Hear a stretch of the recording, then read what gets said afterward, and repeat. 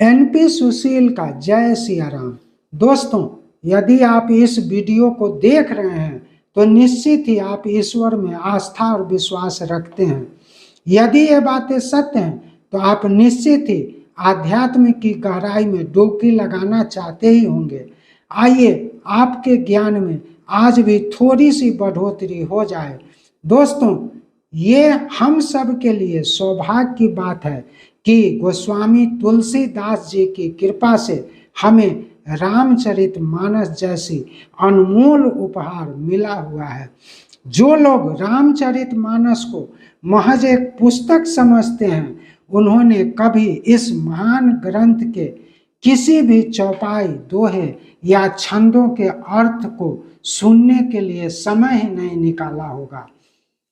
जिस किसी व्यक्ति ने श्री रामचरितमानस को अर्थ सहित एक बार भी पढ़ लिया या सुन लिया, वह व्यक्ति इस महान ग्रंथ को बार बार पढ़ेगा या सुनेगा ही, क्योंकि इसे जितनी बार पढ़ा या सुना जाए उतना अधिक जीवन सुधरने लगता है।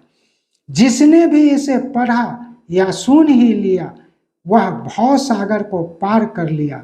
जो वंचित रह गए वे बारंबार जीवन मरण के चक्र में भ्रमण करते रहेंगे। जन सामान्य के ज्ञान में थोड़ी सी बढ़ोतरी करने के लिए चैनल नागा साधना भी प्रयासरत है। अभी इस ग्रंथ के सबसे लोकप्रिय पंचम अध्याय यानी सुंदर कांड का पाठ हिंदी अर्थ सहित श्रृंखला में प्रस्तुत किया जा रहा है। इस श्रृंखला के 7 पार्ट पहले ही पब्लिश हो चुके हैं, जिसका लिंक डिस्क्रिप्शन बॉक्स में दे दिया गया है। आज प्रस्तुत है श्रृंखला का भाग 8, जिसमें आप देखेंगे दोहा 20 से दोहा 25 तक का पाठ हिंदी अर्थ सहित। दोस्तों, दोहा 20 में आपने देखा कि हनुमान जी को भरी दरबार में रावण ने दुर्वचन कहते हुए खूब हंसी की। फिर जब उसे पुत्र वध का स्मरण हुआ तो उसके हृदय में विषाद उत्पन्न हो गया। अब आगे की कथा सुनिए। कहलंकेश कवन तय कीसा, केहि के बल घाले ही बन खीसा, की दऊं श्रवण सुने ही नहीं मोही, देखूं अति असंक सठ तोही। लंकापति रावण ने कहा, अरे बंदर, तू कौन है? किसके बल पर तूने वन को उजाड़ डाला? क्या तूने कभी मेरा नाम और यश नहीं सुना?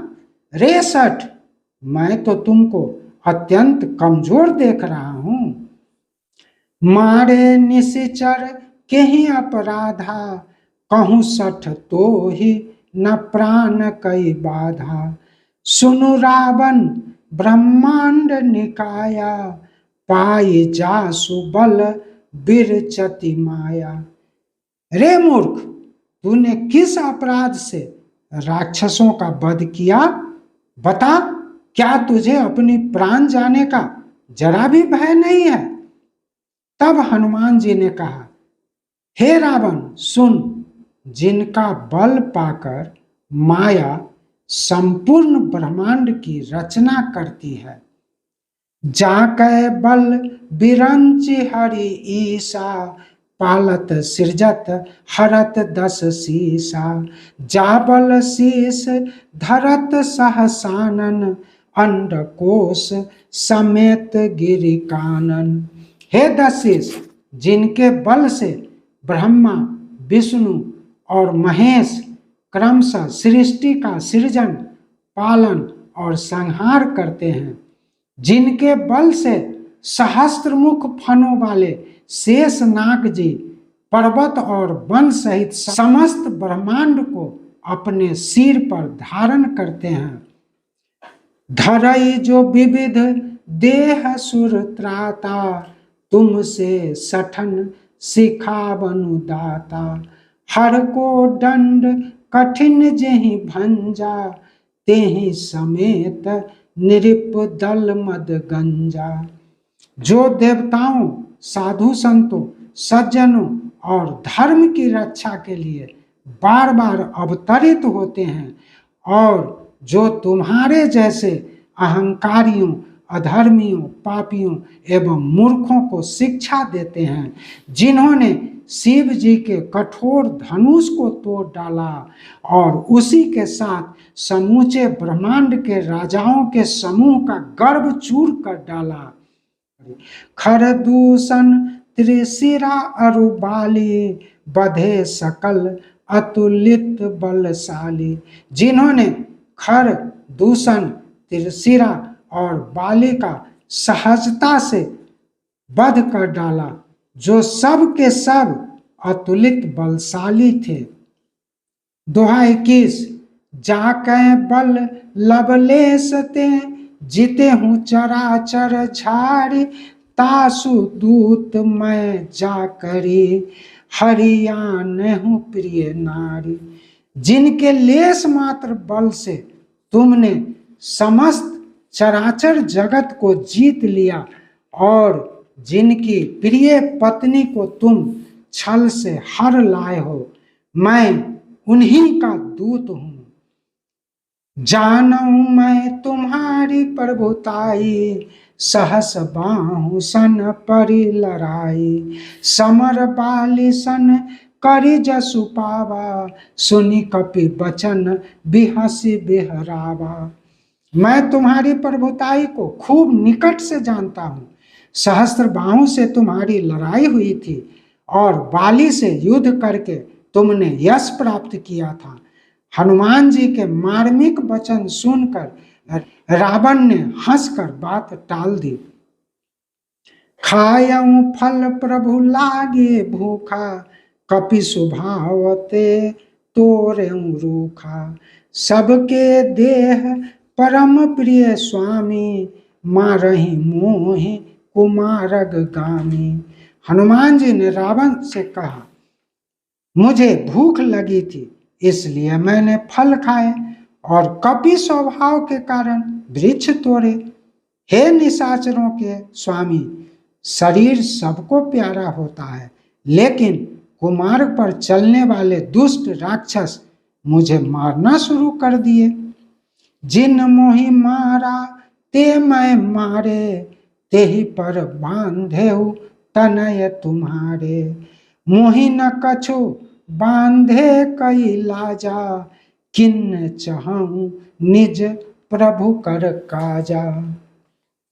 हनुमान जी कहते हैं कि जिन राक्षसों ने मुझे मारा, मैंने उन्हीं को मारा। उस पर तुम्हारे पुत्र ने मुझे बांध लिया। मुझे अपने बांधे जाने की कोई लज्जा नहीं है, क्योंकि मैं तो अपने प्रभु का कार्य करना चाहता हूँ। दोस्तों, इस चौपाई का संदेश हमारे लिए क्या है? हनुमान जी स्पष्ट रूप से कहते हैं कि जब आप प्रभु के कार्य में लीन रहते हो तो कुछ दुष्ट प्रकृति के लोग कार्य में व्यवधान ही नहीं बल्कि आपको अपमानित भी कर सकते हैं। अतः दुष्टों को अपने स्वभाव के अनुरूप कार्य करने दें। आप अपने स्वभाव के अनुरूप कार्य करें। अपने अपमान के हिसाब किताब को प्रभु के ऊपर छोड़ दें। उनके दरबार में देर है, अंधेर नहीं। विनती करऊं जोरी कर रावण, सुनहु मान तजी मोर सिखावन। देखहु तुम निज कुल ही विचारी, भ्रम तजी भजहु भगत भयहारी।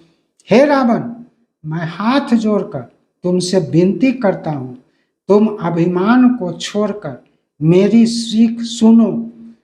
तुम अपने पवित्र कुल का विचार करो और देखो, भ्रम को छोड़कर भक्त भयहारी भगवान का भजन करो।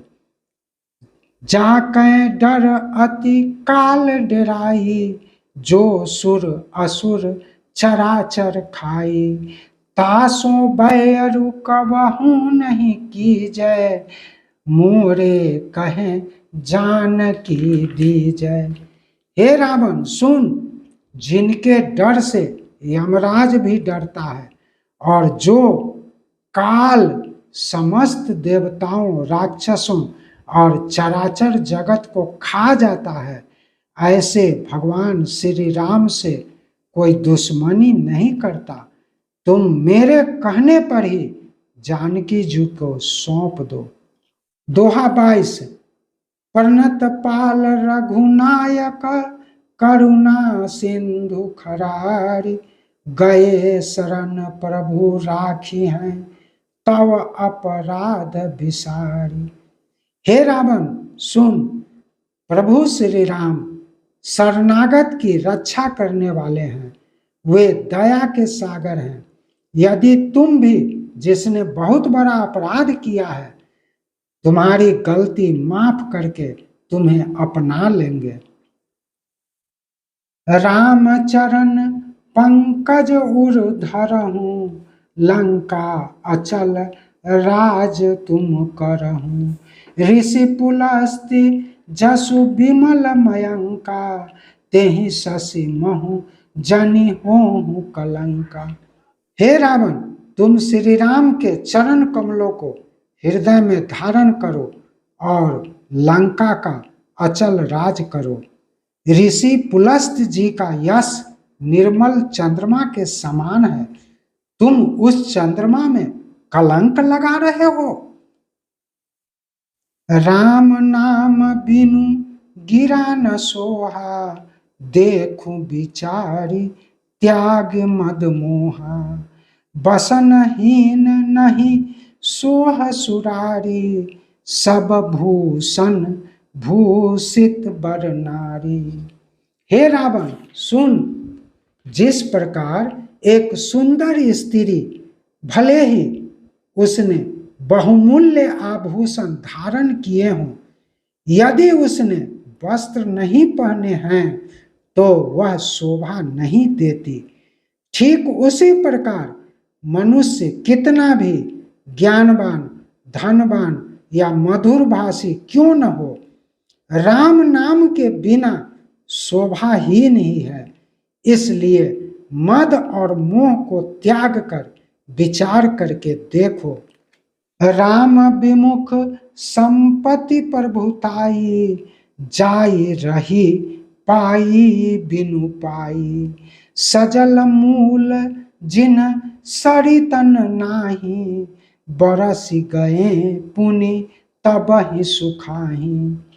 जो व्यक्ति भगवान राम से विमुख है, यानी दूरी बनाकर रखता है, उसकी संपत्ति और प्रभुताई मिलकर भी छिन जाती है और उसका पाना भी न पाने के समान है। जैसे जिन नदियों के जल का स्रोत केवल वर्षा का पानी ही है, वे वर्षा के बाद सूख जाती हैं, किंतु जिनके जल का स्रोत अस्थाई जल से है, उनमें वर्ष भर पानी भरा रहता है। सारांश यह है कि जहाँ राम का नाम नहीं है, वहाँ मिला हुआ धन, सुख, सुविधा भी छिन जाता है। सुनु दस कंठ कहूँ पन रोपी, विमुख राम त्राता नहीं कोपी। शंकर सहस विष्णु अज तोहि, सकहि न राखी राम कर द्रोही। हे दसकंठ सुनो, जो भी व्यक्ति श्री राम से बैर करता है या उनसे विमुख रहता है, उसे बचाने वाला कोई नहीं है। यदि तुम श्री राम से द्रोह करते हो तो हजारों शंकर, विष्णु और ब्रह्मा भी तुम्हें नहीं बचा सकते, अर्थात राम के द्रोही को कोई शरण नहीं देता। दोहा 23। मोह मूल बहुशूल प्रद, त्यागहु तम अभिमान। भजहु राम रघुनायक, कृपा सिंधु भगवान। हनुमान जी रावण को नीति की शिक्षा देते हुए कहते हैं, हे रावण सुन, अज्ञान ही तुम्हारा मूल कारण है, जो तुमको अनेक प्रकार से पीड़ा देने वाले हैं। तुम्हारे में जो अहंकार कूट कूट कर भरा हुआ है, वह तुम्हारे अज्ञान के कारण है। शायद तुमने सुना नहीं कि अहंकार की जननी ही अज्ञान है। तुम इस अज्ञान रूपी अंधकार से बाहर निकलो और जैसा मैं कहता हूं वैसा करो। तुम श्री राम का भजन करो, जो समस्त दुखों को हरने वाले कृपा के सागर हैं। वो तुम्हारे सभी अपराधों को क्षमा कर देंगे। हनुमान जी ने यह उपदेश सिर्फ रावण को ही नहीं दिया है, बल्कि समस्त अहंकारी मनुष्य को भी दिया है। यद्यपि कही कपि अति हित बानी, भगति विवेक बिरति नय सानी, बोला बिहसी महाअभिमानी, मिला हम ही कपि गुरु बर ज्ञानी। यद्यपि हनुमान जी ने रावण को भक्ति, विवेक, वैराग्य और नीतिपूर्ण बातें कहीं, जो रावण के लिए अति हितकारी थी, तो भी वह अहंकारी व्यंग करते हुए बोला, वाह, हमें यह बंदर बहुत ज्ञानी गुरु मिल गया है। मृत्यु निकट आई खल तो ही, लागे सी अधम सिखावन मोही, उल्टा होई है कह हनुमाना, मति भ्रम तोर प्रगट में जाना। रावण क्रोध में कहता है, अरे दुष्ट, अब तेरी मृत्यु निकट आ गई है। इसी कारण हे अधम, तू मुझे सीख दे रहा है। हनुमान जी बोले, हे रावण, परिणाम बिल्कुल उल्टा ही होगा। तेरी बुद्धि भ्रष्ट हो गई है, यह मैं प्रत्यक्ष रूप से देख रहा हूं। तुम्हारे विनाश का समय अब निकट आ गई है, बस तू दिन गिन ले। सुनी कपि बचन बहुत खिसियाना, बेगिन हरहु मूढ़ कर प्राणा, सुनत निशाचर मारन धाये, सचिवन सहित विभीषण आए। हनुमान जी की बात सुनकर रावण का क्रोध बेकाबू हो गया। इसी क्रोध में वह बोला, इस मूर्ख का प्राण क्यों नहीं हर लेता कोई। इस पर बहुत से राक्षस हनुमान जी को मारने के लिए दौड़ पड़े। ठीक उसी समय मंत्रियों के साथ विभीषण जी वहां पहुंच जाते हैं। नाई शेष कर विनय बहुता, नीति विरोध न मारिय दूता, आन दंड कछु करिया गोसाई, सबहि कहा मंत्र भल भाई। सभा में आकर विभीषण जी ने आदर पूर्वक सिर झुकाकर विनती की। उन्होंने कहा, दूत को मारना नीति के विरुद्ध है, उसे कोई अन्य दंड देना उचित होगा। जिस पर सब ने विभीषण के सलाह को उचित बताया। सुनत बिहसी बोला दस कंधर, अंग भंग करी पठयई बंदर। सबकी सलाह सुनकर दशकंधर बोला, अच्छा तो बंदर को अंग भंग करके भेज दिया जाए। दोहा 24। कपि के ममता पूछ पर, सब ही कहूँ समझाई, तेल बोरी पट बांधे पुनि, पावक देहु लगाई।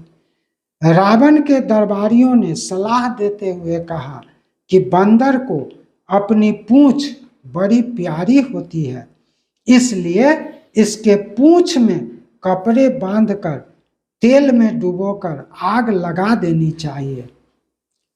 पूंछहीन बानर तह जाए, तब सठ निज नाथ ही लई आई हैं।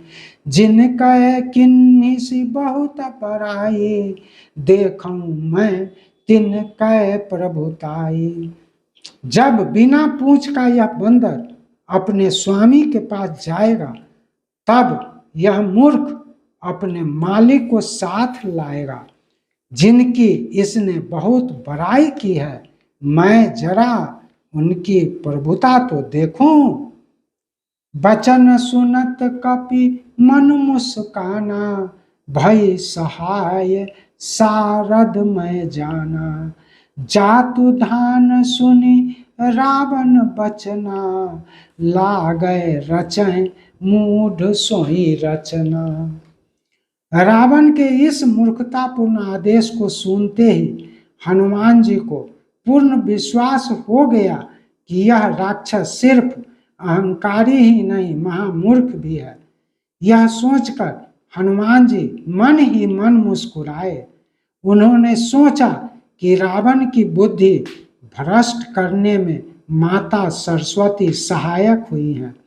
उधर रावण के आदेश का पालन करने हेतु राक्षसगण हनुमान जी के पूंछ में आग लगाने की तैयारी में जुट गए। रहा न नगर बसन घृत तेला, बांडे पूछ किन्हीं कपि खेला। कौतुक कह आए पुरवासी, मारही चरण करही बहुहासी। हनुमान जी अपना खेल शुरू कर देते हैं। वे अपनी पूंछ को इतना बढ़ाते चले गए कि पूंछ में कपड़ा लपेटने में इतना अधिक कपड़ा, तेल और घी लग गया कि नगर में न कपड़ा बचा न तेल घी। लंका के नगरवासी यह तमाशा देखने के लिए बहुत बड़ी संख्या में जुटने लगे और हनुमान जी को साधारण बंदर समझकर पैरों से मारने लगे और बहुत प्रकार से हंसी उड़ाने लगे। बाजहि ढोल देहि सब तारी, नगर फेरी पुनि पूछ प्रजारी। ढोल बज रहे हैं, लोग खुशी से तालियां बजा रहे हैं। हनुमान जी को नगर में घुमाकर उनकी पूंछ में आग लगा दी जाती है। पावक जरत देखी हनुमंता, भयउ परम लघु रूप तुरंता। नीबू की चढ़ेऊ कपि कनक अटारी, भई सभीत निशाचर नारी। हनुमान जी ने देखा कि पूंछ में तो आग लगा दी गई है, तब तुरंत ही उन्होंने बहुत छोटा रूप धारण कर लिया, जिससे वे बंधन से मुक्त हो गए। अब वे उछलकर सोने की अट्टारियों पर जा चढ़े। आग की भीषण लपटों को देखकर लंका की राक्षस स्त्रियां अत्यंत भयभीत हो गई। 25 हरि प्रेरित तेहि अवसर, चले मरुत 49। अट्टहास करि गरजा, कपि बढ़ी लाग आकाश। उस समय हरि कृपा से एक साथ 49 पवन चलने लगे। तब हनुमान जी जोर जोर से अट्टहास करके गरजने लगे और अपना शरीर इतना बड़ा कर लिए कि मानो आकाश को छू रहा हो। विशाल रूप के कारण उनकी पूंछ भी बहुत बड़ी हो गई, जिसे वे चारों ओर घुमा घुमा कर पूरी लंका में आग लगा दिए। आग की लपटों को और तेज करने में 49 पवन मदद करने लगी। दोस्तों, आज यहीं पर विश्राम चाहूँगा। आगे की कथा इसी श्रृंखला के पार्ट 9 में पब्लिश किया जाएगा। यदि आज के प्रस्तुति से आपको कुछ भी ज्ञान मिला हो तो कृपया वीडियो को लाइक कर दीजिए और इसे अपने दोस्तों तक भी पहुंचाइए। यदि इस चैनल पर पहली बार आए हैं या चैनल को अभी तक सब्सक्राइब नहीं किए हैं तो कृपया चैनल को सब्सक्राइब भी कर दीजिए। इसी विनती के साथ आज के लिए आज्ञा दीजिए। शीघ्र मिलता हूँ पार्ट 9 के साथ। तब तक के लिए बोलिए जय सिया राम, जय हनुमान।